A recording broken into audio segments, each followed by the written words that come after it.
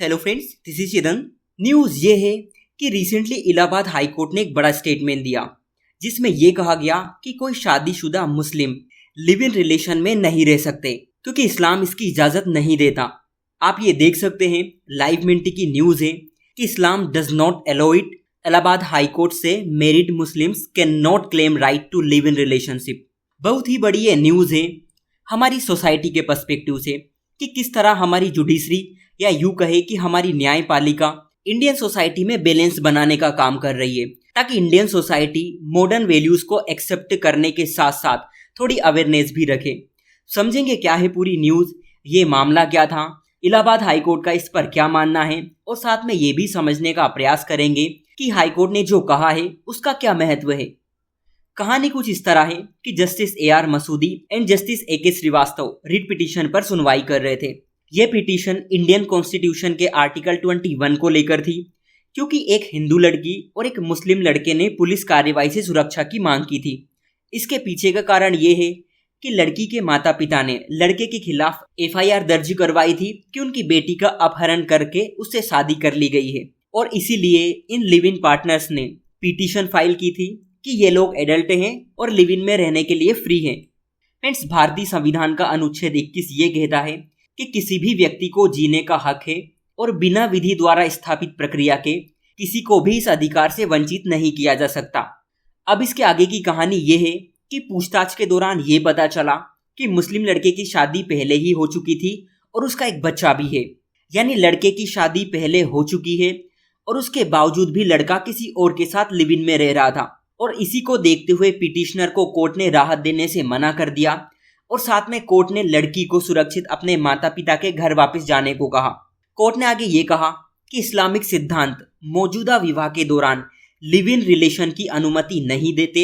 यानी आपकी पहले शादी हो चुकी है और इसी के साथ आप किसी और के साथ भी लिव इन में रह रहे हो तो ये ठीक बात नहीं।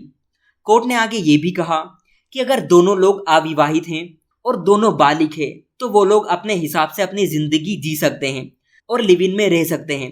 लेकिन अगर आपकी किसी और से शादी हो चुकी है और वो अभी भी है और फिर भी आप किसी के साथ लिव इन में रह रहे हो तो ये गलत बात है। फ्रेंड्स, इसके बाद जो कोर्ट ने बात कही है ना, वो ध्यान देने लायक है। कोर्ट ने कहा कि विवाह संस्था के मामले में संवैधानिक नैतिकता और सामाजिक नैतिकता को संतुलित करने की जरूरत है ताकि समाज में शांति बनी रहे। इसका मतलब यहाँ पर यह है कि संविधान के लिए क्या सही है और क्या गलत, समाज के लिए क्या सही है और क्या गलत, इसको बैलेंस करना जरूरी है। और अगर इसे बैलेंस नहीं किया गया तो समाज की शांति भंग हो जाएगी क्योंकि जब किसी की ऑलरेडी शादी हो चुकी है उसके बाद भी कोई व्यक्ति किसी और के साथ लिव इन में रह रहा है तो ये तो उसके साथ भी धोखा है जिससे किसी व्यक्ति की पहले शादी हुई है और उसके साथ भी धोखा है जिसके साथ लिव इन में कोई रह रहा है। मतलब एक साथ दो जिंदगी के साथ खिलवाड़ किया जा रहा था। कोर्ट ने आगे ये भी कहा कि भारत के संविधान के अनुच्छेद 21 के तहत संवैधानिक संरक्षण इस तरह के अधिकार का समर्थन नहीं करता। यानी आर्टिकल 21 के तहत आप इस तरह से कॉन्स्टिट्यूशनल प्रोटेक्शन की बात नहीं कर सकते। ये इलाहाबाद हाई कोर्ट की तरफ से कहा गया। बड़ा सवाल ये है कि इस फैसले का भारत के लिए क्या महत्व है।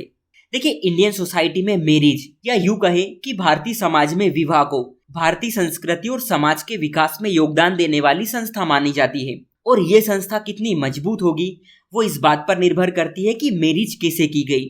और इसी बात को हाई कोर्ट ने कहा है कि हमें संवैधानिक नैतिकता और सामाजिक नैतिकता में संतुलन करने की जरूरत है क्योंकि अनुच्छेद 21 के तहत अगर इन्हें प्रोटेक्शन दिया जाता है कि क्या समाज इसे एक्सेप्ट करेगा, वो भी तब जब ये लिव इन धोखे से की गई हो। दूसरी बात, इलाहाबाद हाई कोर्ट के इस फैसले से एक बार फिर से ये साबित हो गया कि आर्टिकल 21 या अनुच्छेद 21 के तहत मौलिक अधिकार का दावा मनमाने तरीके से नहीं किया जा सकता। यहाँ से हमें एक बात और सीखने को मिलती है कि अनुच्छेद 21 न सिर्फ लोगों को प्रोटेक्ट करने की बात करता है बल्कि ये सामाजिक नैतिकता को बनाए रखने का प्रयास भी करता है। जैसा कि आप इस केस में देख सकते हैं कि एक पक्ष दूसरे धर्म से है तो दूसरा पक्ष दूसरे धर्म से।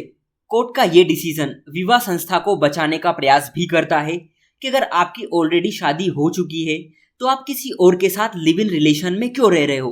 फ्रेंड्स, कोर्ट का ये फैसला ये भी दिखाता है कि मॉडर्न वैल्यू को एक्सेप्ट करना बुरी बात नहीं है, लेकिन कम से कम ये तो देखें कि चीजें कितनी सही है और कितनी गलत। कोर्ट ने कहा भी है कि अगर दो व्यक्ति अविवाहित है और दोनों पक्ष बालिग है तो वो अपने तरीके से जीवन जी सकते हैं और ये कंडीशन बिल्कुल अलग है। लेकिन आपने शादी भी कर ली और किसी और के साथ भी लिव इन में रह रहे हो ताकि दूसरी शादी हो जाए, तो ये बात किसी भी सोसाइटी के बेसिक नॉर्म्स के अगेंस्ट है। सो आज के लिए इतना ही। Thank you.